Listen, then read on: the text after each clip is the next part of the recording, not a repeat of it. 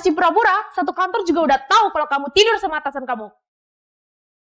Hai semuanya, ini aku bawain cemilan sama kopi buat semuanya ya. Kenapa aku pada diem ya? Nih, es kopi kesukaan kamu. Gak usah. Ada apa sih?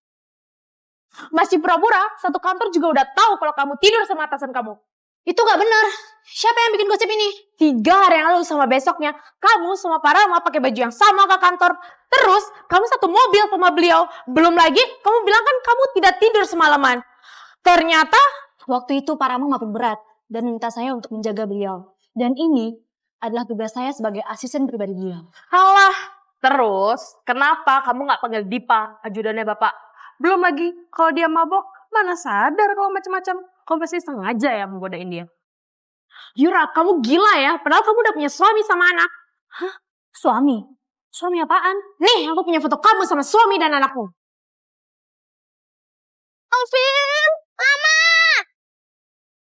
Malvin, katanya bos besar. Kok masih nempel sama mamanya? Bos besarnya masih anak-anak. Kalau mau besarnya jadi bos keren, harus dapat kasih sayang dari Mama dulu. Makasih ya udah jemput Melvin semalam. Ah, lebay. Lagian ini perusahaan gimana sih? Sampai kamu harus kerja tengah malam. Jangan ngomong kayak gitu. Ini orangnya baik banget loh. Silakan Tuan Putri, masuk mobil dulu. Ini memang benar anak saya. Tapi cowok ini bukan suami saya, tapi teman saya. Gila. Emang aneh-aneh kelas kakap. Semua laki-laki dibabat. Tapi kamu berani ya, bukan suami pun, kamu berani tampil di depan publik. Gimana sih caranya kamu bisa dapat laki-laki sebanyak itu? Yura, bagi-bagi ilmu lah. Siapa yang godain laki-laki? Kalau ngomong jangan fitnah. Yura, kita semua udah lihat dengan mata kepala kita sendiri. Fitnah dari mana coba? Ngaku aja lah. Apanya yang mau diakui? Aku gak ngelakuin apa-apa.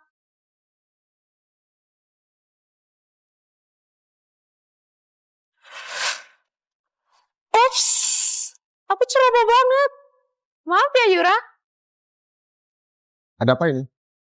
Pak Dipa, Bapak ajudannya Pak Rama. Bapak tidak tahu kalau Yura sudah menggoda Pak Rama. Dan juga dia sudah menjalin beberapa hubungan dengan pria di luar sana. Benar.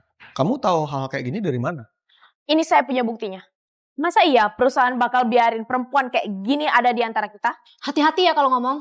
Saya bisa tuntut kamu untuk pencemaran nama baik. Tuntut aja. Kita lihat mana yang lebih cepat.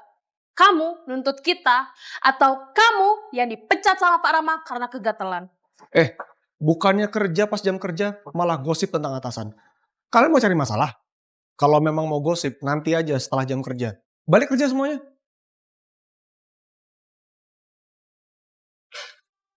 Yura, kalau ada yang mau kamu sampaikan, nanti aja setelah jam kerja. Oke? Iya. Pak Rama, Bu Yura difitnah oleh anak-anak di kantor. Mereka bilang Bu Yura mendekati Pak Rama dan juga main dengan banyak laki-laki di luar sana. Kurang ajar.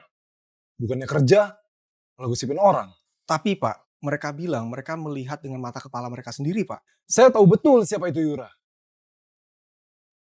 Sekarang, biarin aja mereka begitu. Yura harus bisa membela dirinya sendiri. Baik Pak, kalau gitu. Saya permisi dulu. Dipa, awasi keadaan Yura. Jika terjadi apa-apa, laporkan ke saya. Siap Pak. Pak Rama, kelihatannya aja so cuek. Padahal aslinya khawatir sama Bu Yura.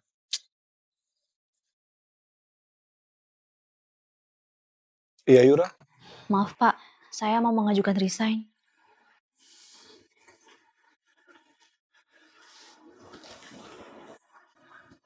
Karena gosip itu, Bapak tahu? saya atasan di sini. Tentu saja saya tahu.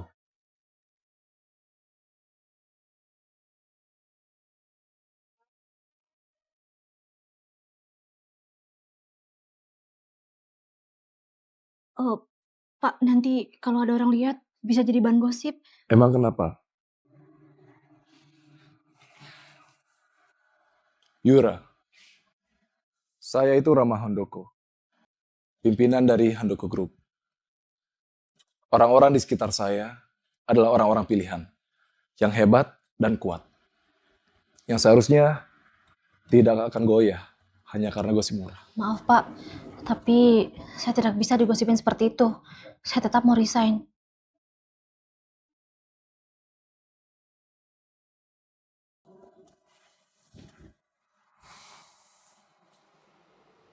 Baiklah, jika kamu tetap ingin mengajukan resign.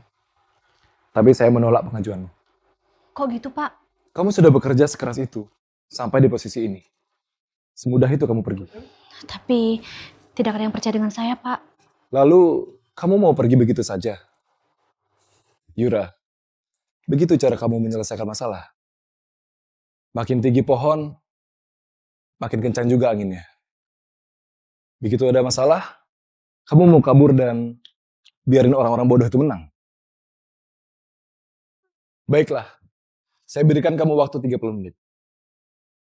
Ajudan saya akan membantu kamu untuk mencari siapa dalang di balik semua ini. Mungkin aku berlebihan. Pak Rama cuma mau aku menjadi sosok yang kuat dan tegas. Pak, Bapak mau bela saya? Saya cuma malas gonta-ganti asisten lagi. Kalau gitu, saya permisi dulu, Pak. Oh ya, Pak. Maaf, saya mau bertanya. Tapi Bapak percaya sama saya, kan? Tentu saja. Terima kasih, Pak. Bapak cari saya? Tolong bantu Yura. Cari dan selidiki siapa biang keladi di balik gosip ini. Saya mau orangnya ditangkap. Siapa? Tuh kan bener, Pak Rama khawatir sama Yura. Berdiri kamu. Itu tamparan buat kamu. Karena sudah melakukan fitnah dan menyebarkan gosip di tempat kerja ini. Berani lo ya nampar gue? Dan ini tamparan buat kamu. Karena sudah melanggar aturan perusahaan dan melakukan tindak pidana. Dan ini tamparan dari saya yang membela harga diri saya dari tukang fitnah macam kamu. Widih, Bu Yura kalau udah marah serem juga ya, Pak? Fitnah? Aku punya semua buktinya.